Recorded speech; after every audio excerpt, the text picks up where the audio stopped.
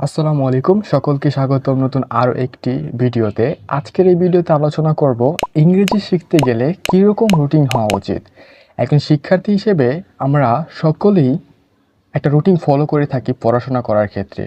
ঠিক একই রকম ইংরেজি শেখার ক্ষেত্রেও আপনাকে একটা নির্দিষ্ট রুটিন অনুসরণ করতে হবে যদি আপনি টাইম মতন ইংরেজিতে দক্ষ হতে চান। আজকের এই ভিডিওতে আমি আলোচনা করব একজন বিগিনার হিসেবে ইংরেজি শিখতে আপনার কীরকম রুটিন তৈরি করা উচিত এবং সেটা কখন কিভাবে কতটুকু হওয়া উচিত। তো ইংরেজির যাবতীয় তথ্য এবং ইংরেজি বিগিনার থেকে অ্যাডভান্স লেভেলে যেতে হলে বা ইংরেজি বিনামূল্যে শিখতে হলে আপনাকে এই চ্যানেলটি অবশ্যই সাবস্ক্রাইব করতে হবে কিংবা পেজে লাইক দিতে হবে ধারাবাহিকভাবে ভিডিও পেতে হলে। আজকে আমরা প্রথমে জানব রুটিনটা আসলে কতটা গুরুত্বপূর্ণ। প্রতিটা বিষয় শিখতে হলে আপনাকে রুটিন অবলম্বন করতে হবে। রুটিন অবলম্বন ব্যতীত আপনি আপনার ফল বা প্রত্যাশা সঠিক সময় কখনোই পাবেন না।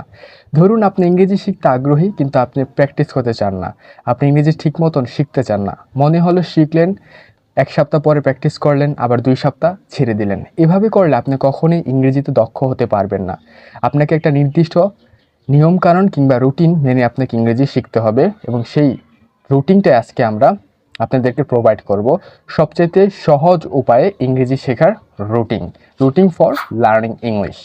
প্রথমে আমরা আলোচনা করব best time for learning English. আসলে দিনে এবং রাতের কোন সময়টা ইংরেজি শেখাটা সবচেয়ে গুরুত্বপূর্ণ। একটা জিনিস খেয়াল করবেন, আপনি একটা জিনিস পারলেই সেটা চর্চা করবেন। এখন আপনি যদি ইংরেজি বেসিক জিনিসটা না শিখেন তাহলে আপনি কী নিয়ে প্র্যাকটিস করবেন? তো প্রথমত আপনাকে শিখতে হবে।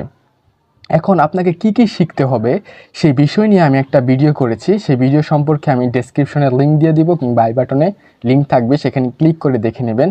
একজন ইংরেজি শিখতে হলে তাকে সর্বপ্রথম কোন বিষয়গুলো অবশ্যই জানতে হবে। এখন আলোচনা করব দিনের এবং রাতের কোন সময় আপনি সেই বিষয়গুলো শিখবেন। সবচাইতে সেরা দুটি সময় হলো আর্লি মর্নিং এবং লেট নাইট। সকালের ভোর সকালে এবং রাতের গভীরে, অর্থাৎ রাতের গভীরে বলতে বোঝানো হচ্ছে রাত 9টার পরে, কারণ তখন মানুষের হইচই পূর্ণ অবস্থাটা আসলে থাকে না, নীরবতা প্রকাশ পায় এবং সকালবেলা একেবারে শান্ত পরিবেশ থাকে।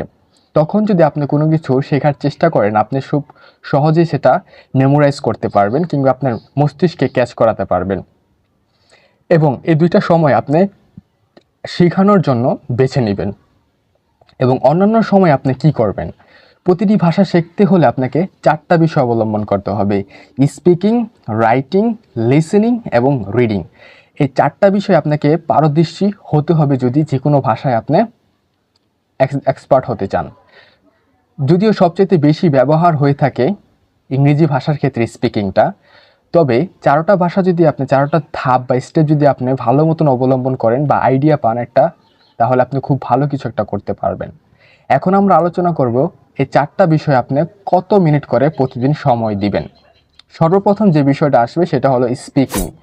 স্পিকিং ন্যূনতম আপনাকে প্রতিদিন 30 মিনিট করে ব্যয় করতে হবে। এই 30 মিনিট প্রতিদিন ব্যয় করলে আপনি 1 মাস কিংবা 2 মাস পরে আপনার প্রোগ্রেসটা কিংবা উন্নতিটা দেখতে পারবেন। এরপরে আপনাকে লিসেনিং প্র্যাকটিস করতে হবে। লিসেনিং সবচেয়ে গুরুত্বপূর্ণ একটা মডিউলের মধ্যে একটি, কারণ আপনি যার সাথে কথোপকথন করবেন ইংরেজিতে তার কথা যদি বুঝতে না পারেন তাহলে আপনি তার উত্তর দিতে পারবেন না। অতএব আপনাকে লিসেনিংয়ে দক্ষ হতে হবে। লিসেনিংয়ের জন্য আপনি ইংরেজি পডকাস্ট শুনতে পারেন, সেটাও আপনাকে 30 মিনিট ধরে প্রতিদিন অবলম্বন করতে হবে।